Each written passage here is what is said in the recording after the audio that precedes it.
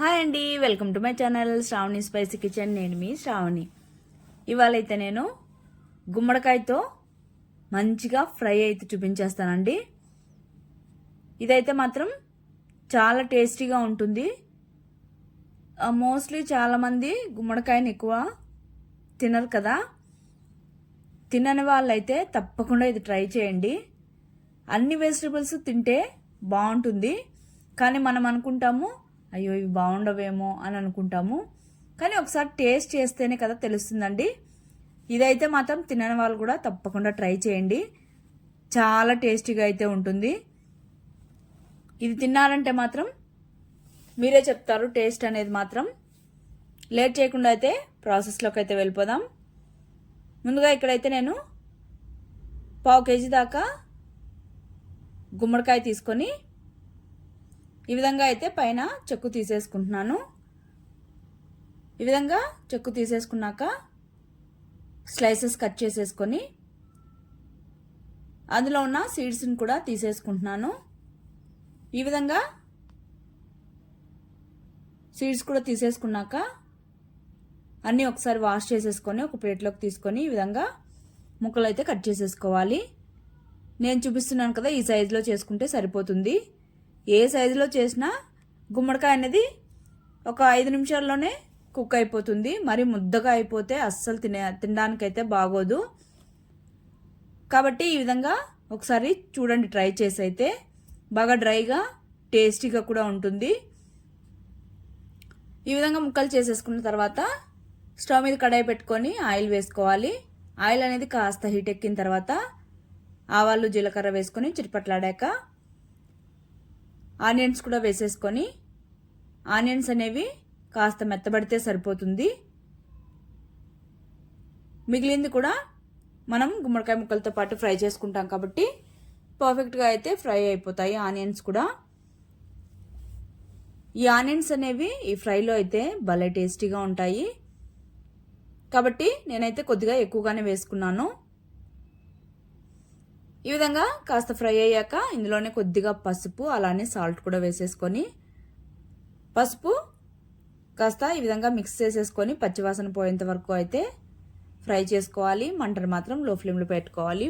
పసుపు వేసినప్పుడు పసుపు వేయంగానే త్వరగా మాడిపోతుంది కాబట్టి మంటనైతే సిమ్లో పెట్టుకొని ఈ విధంగా ఫ్రై అయ్యాక మనం కట్ చేసి పెట్టుకున్న గుమ్మడికాయ ముక్కలను కూడా వేసేసుకొని 1 నిమిషం పాటు అయితే మొత్తం ఈ విధంగా మిక్స్ చేసేసుకున్నాక మూత పెట్టుకొని అయితే ఫ్రై చేసుకోవాలి. మంటను మీడియం ఫ్లేమ్లో పెట్టుకొని మధ్య మధ్యలో అయితే ఈ విధంగా మూత తీసి కలుపుకుంటూ ఫ్రై చేసుకోవాలి.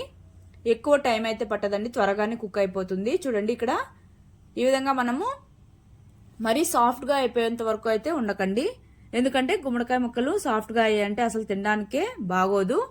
కాస్త గట్టిగా ఉండంగానే వేసుకుంటే సరిపోతుంది ఈ పొడి అనేది. ఈ పొడి అయితే ముందుగా మిక్సీ జార్ తీసుకొని గుప్పెడిదాకా పల్లీలు అలానే ఇక్కడ నేను బెల్లం వేస్తున్నాను. అబ్బో మేము తీపి తినము అనుకునే వాళ్ళైతే అస్సలు స్కిప్ చేయొచ్చు, కానీ టేస్టీగా ఉంటుంది. కాస్త కారంగా తీయగా భలేగా ఉంటుంది. వద్దనుకున్న వాళ్ళు స్కిప్ చేయండి. తర్వాత ఇందులోనే కొద్దిగా వెల్లుల్లి, కారం, కొద్దిగా సాల్ట్ వేసేసుకొని ఆపి పల్సిచ్చి ఈ విధంగా అయితే మిక్సీ పట్టుకోవాలి. తర్వాత గుమ్మడికాయ ముక్కలను అయితే ఒకసారి ఈ విధంగా మిక్స్ చేసేసుకొని మనం మిక్సీ పట్టుకున్నాం కదా ఆ పొడిని వేసేసుకోవాలి.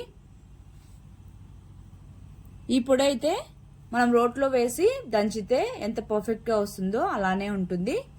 కాకపోతే ఒకేసారి మిక్సీ పట్టేయకుండా పల్స్ ఇచ్చి అంటే ఆపి మిక్సీ పట్టామనుకోండి ఒక 2-3 సార్లు ఈ విధంగా పర్ఫెక్ట్గా అయితే పొడి అయితే రెడీ అయిపోతుంది.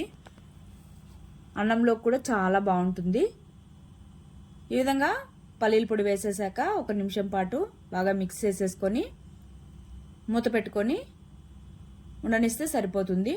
తర్వాత స్టవ్ ఆపేసి సర్వ్ చేసేసుకోవడమే. వేడివేడిగా ఒట్టిదే తిన్నా కూడా చాలా బాగుంటుంది. లేదు అంటే సైడ్ డిష్గా కానీ, లేదు అంటే వైట్ రైస్లో కానీ, చపాతీలో కానీ ఎలా తిన్నా కూడా చాలా అద్భుతంగా అయితే ఉంటుంది. అబ్బా గుమ్మడికాయ అనుకునే వాళ్ళైతే ఈ విధంగా ఒకసారి ట్రై చేయండి. ఒకసారి తిన్నారంటే మీకే తెలుస్తుంది ఎంత టేస్టీగా ఉంటుందో. సో తప్పకుండా ట్రై చేయండి. ట్రై చేశాక మన ఛానల్ అనేది సబ్స్క్రైబ్ చేసుకోండి.